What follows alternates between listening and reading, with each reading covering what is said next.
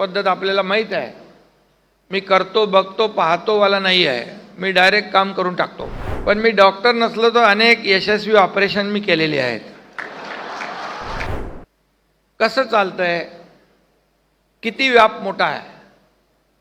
मोठ्या हिमतीने आणि कसोशीने आपण कष्टाने हा एवढा व्याप एवढे वर्ष सांभाळलेला आहे.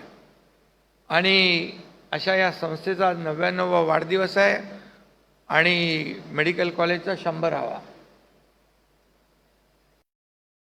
म्हणजे घरातल्या आधारवडासारख्या बुजुर्ग आपल्या सिनियर व्यक्तीबद्दल जसा आपल्याला आदरभाव असतो, आपुलकी असते, तशीच आपुलकी आणि भावना या ठिकाणी आहे.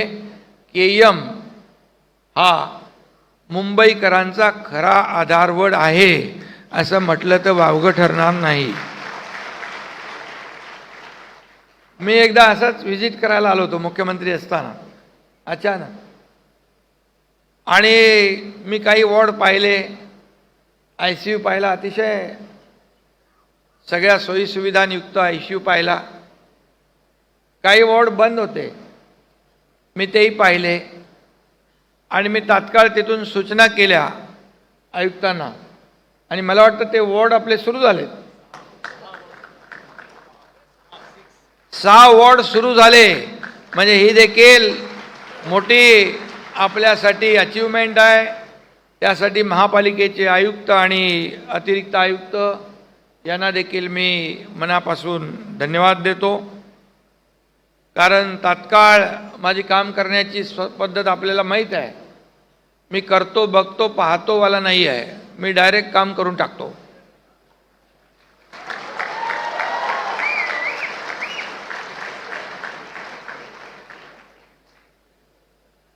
आणि मी डॉक्टर नसलो तरी सुद्धा माझा मुलगा डॉक्टर आहे, डॉक्टर श्रीकांत, खासदारही आहे, ऑर्थोपेडिक सर्जनही आहे. पण मी डॉक्टर नसलो तर अनेक यशस्वी ऑपरेशन मी केलेली आहेत.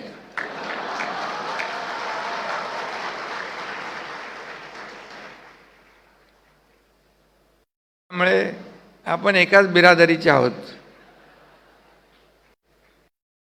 आज योगायोग आहे.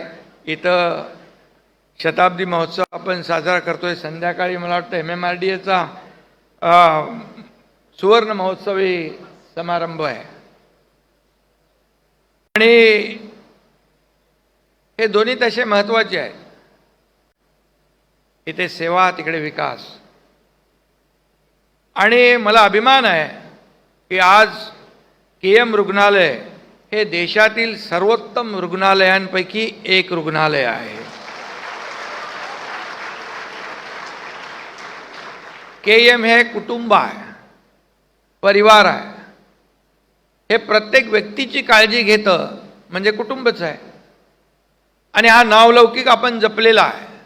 याबद्दल देखील आपलं अभिनंदन करावं तेवढं थोडं आहे.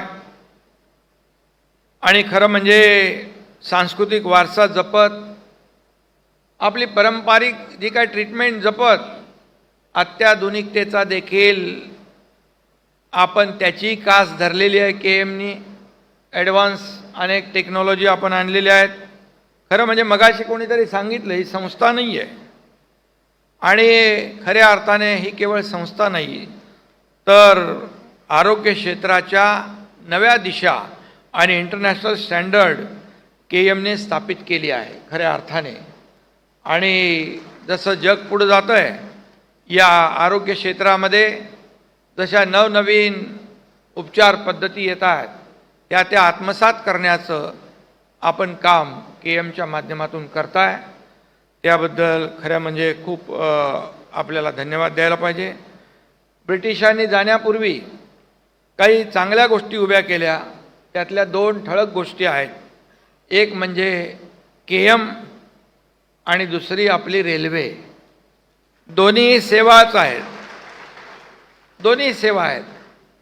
मुंबईची लाईफलाईन आपण रेल्वे म्हणतो आणि रुग्णांची लाईफलाईन आपण KM म्हणतो. आणि मुंबईत खाजगी हॉस्पिटल देखील आहेत, पण तिथे सगळ्यांनाच परवडत नाही. आमचं वैद्यकीय कक्ष काम करतो, डॉक्टर श्रीकांत शिंदे फाउंडेशन काम करतो.